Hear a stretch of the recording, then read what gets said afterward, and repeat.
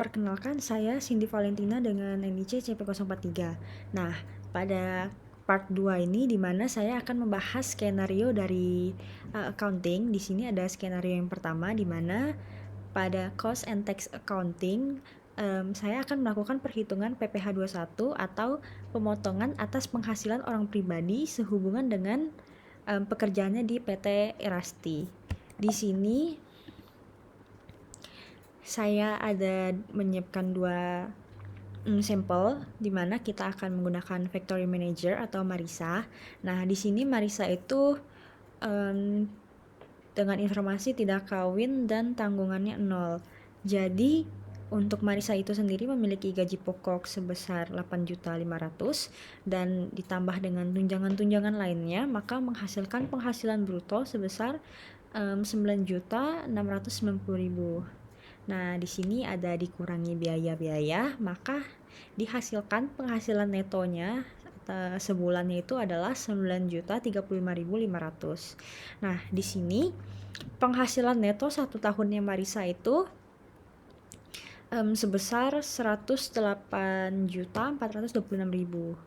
Nah, karena Marisa ini tidak kawin dan memiliki tanggungan 0, maka untuk PKP-nya didapatkan 54.426.000. Maka Marisa ini dikenakan lapisan pertama yaitu 5% sebesar 2.721.300 untuk per tahunnya. Maka untuk pasal 21 pada bulan ini Marisa itu dikenakan sebesar 226.775. Nah, yang selanjutnya adalah Doni, di mana Doni ini adalah direktur dengan informasi bahwa Doni ini telah kawin dengan tanggungan 1. Jadi di sini gaji pokoknya Doni adalah 25 juta ditambah dengan tunjangan-tunjangan lainnya, maka didapatkan penghasilan bruto sebesar 27.500.000. Nah, dikurangi dengan biaya-biaya dan sebagainya, maka didapatkan penghasilan neto per bulannya itu adalah 26.500.000 dan penghasilan neto untuk 1 tahunnya itu adalah 318 juta. Nah, karena Doni ini kawin dan 1 tanggungan, maka untuk PKP-nya itu 58.500.000. Di sini maka Doni dikenakan 2 lapis yaitu 5% dan juga 15%. Maka didapatkan PPh pasal 21-nya Doni ini adalah sebesar 2.743.750. Nah, di sini skenario accounting ini akan bekerja sama dengan divisi HRD untuk melakukan pemotongan untuk PPh pasal 21 ini. Untuk skenario kedua dari accounting adalah PT Erasti Manufaktur akan melakukan pemeliharaan AC rutin dengan menggunakan jasa servis. Jadi, pada transaksi ini tuh akan dikenakan PPh 23 atau penghasilan yang dibayarkan kepada pihak lain atau rekanan berupa imbalan sehubungan dengan jasa servis. Di sini kita akan langsung coba diodo. Nah, untuk diodo kita bisa langsung masuk ke modul accounting, ke vendors dan juga bills. Di sini kita bisa tekan new. Saya akan mengasih contoh untuk satu transaksi ini. Nah, kita bisa menulisnya menjadi service AC bulanan, di mana kita akan masukkan ke beban pemeliharaan dan perawatan dengan harga 180.000 atau dengan harga 200.000 aja biar mudah. Di sini tidak kita kenakan PPN ya, jadi PPN-nya dihapus. Nah, 200.000. Jadi kita akan kenakan PPh pasal 23, tapi di sini saya akan akui sebagai hutang terlebih dahulu, di mana PPh pasal 23 itu sebesar 2%. Di sini kita cukup confirm dulu. Nah, Kalau udah, kita register payment. Di sini kita masukkan ke cash 2% dari 200.000, berarti kita membayar sebesar 196.000. Di sini kita mark as fully paid.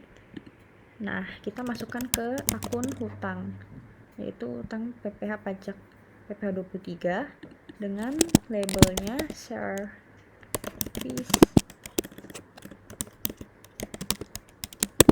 AC bulanan.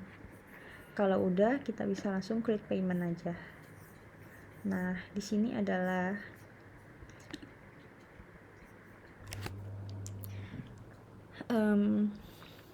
maka transaksi tadi itu kita sudah kenakan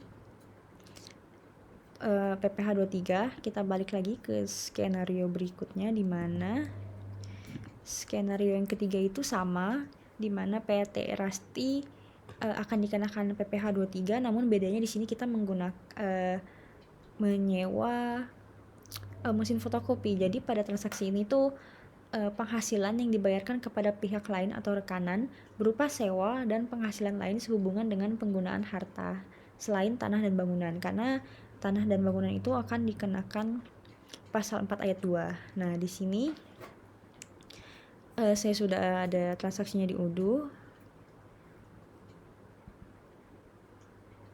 Nah, sewa mesin fotokopi dengan kuantiti 3 dan harga per mesinnya itu 16.000 dengan akun biaya sewa project. Kita bisa langsung lihat transaksinya itu di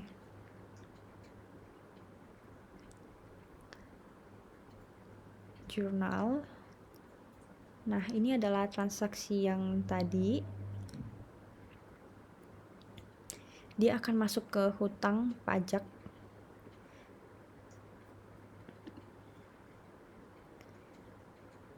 Nah, kita akan lihat untuk yang 1.800.000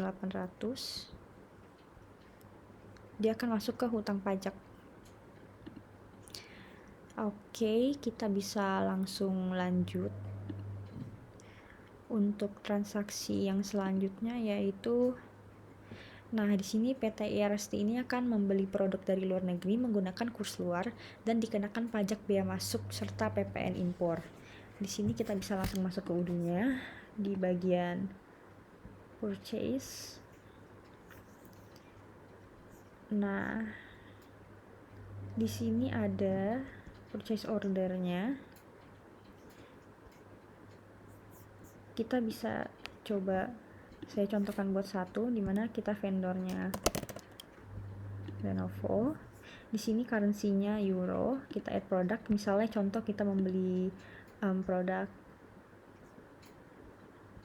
chemical dengan kuantiti 7, maka dia akan otomatis dengan harga kurs dari euro ini sebesar 27,65 euro. Nah, di sini kita akan kenakan tax, yaitu PPN impor dan juga bea masuk. Untuk settingnya nanti akan segera saya tunjukkan. Di sini kita bisa langsung confirm order aja. Oke. Maka transaksi yang sudah masuk dan juga taxnya itu sebesar 5 euro. Nah, untuk pajaknya di sini, untuk setelan pajak pada PPN impor harus dipastikan bagian tax computation-nya itu percentage of price tax include, sedangkan untuk bea masuknya itu percentage of price. Nah, tapi ini bisa menyesuaikan lagi dengan produk yang kalian beli karena perhitungan pajaknya akan berbeda. Oke, kalau sudah, kita ke skenario yang kelima, di mana PT Erasti ini akan membuat budget untuk tahun 2023. Di sini kita bisa langsung lihat di Odoo dan kita masuk ke budget. Nah, ini adalah budget dari PT Erasti. Di sini ada pembelian ATK untuk 1 bulan, bisa kita langsung lihat dengan start date-nya itu berarti dari tanggal 1, end date-nya itu tanggal 30, dengan plain amount-nya itu sebesar 5 juta. Di sini ada project untuk 1 tahun, maka ditulis dengan project 2023 dengan plan amount-nya itu adalah 500 juta. Serta ada penggantian komputer untuk divisi accounting yang dijadwalkan untuk transaksi kegiatan bulan depan dengan plan amount-nya itu 70 juta. Nah, di sini saya akan mencontohkan apabila kita ingin membuat budget. Di sini kita budget untuk uang seragam karyawan, misalnya kita pencet. Kalian tadi kan cukup pesan new. Nah, kalau udah kalian tekan semuanya ini, bisa langsung kita confirm aja. Nah, kalau udah di confirm, nanti dia akan jadi confirm. Nah, kalau udah di confirm, misalnya kayak penggantian komputer divisi ini, kita cukup approve. Nah, kalau udah di approve, tandanya budget ini tuh sudah diizinkan untuk ada. Nah, di sini kita juga bisa lihat budget-budgetnya, manajemen budget. Nah, ini adalah budget-budgetnya. Di sini kita bisa ada lihat gambaran, misalnya achievement ini atau sudah terjadi, apakah pembelian ini sudah jadi, maka nanti ada terlihat pengeluaran yang kita keluarkan untuk pembelian tersebut. Baik, sekarang ini saya akan menunjukkan untuk di reporting dengan reporting, yaitu balance sheet. Nah, di balance sheet ini tuh transaksi balance sheet-nya itu masih menggunakan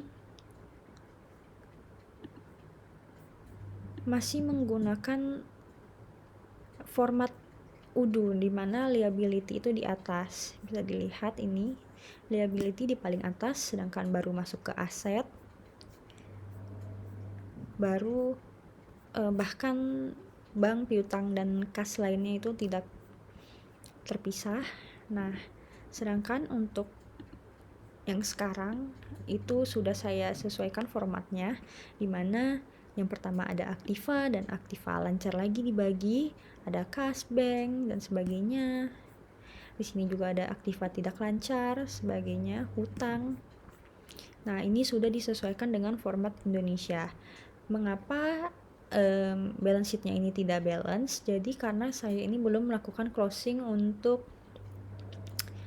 bulan ini, jadi dia nggak balance.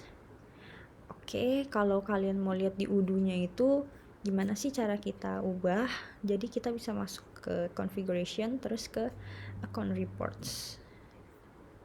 Nah, ini adalah cara kita untuk mengubah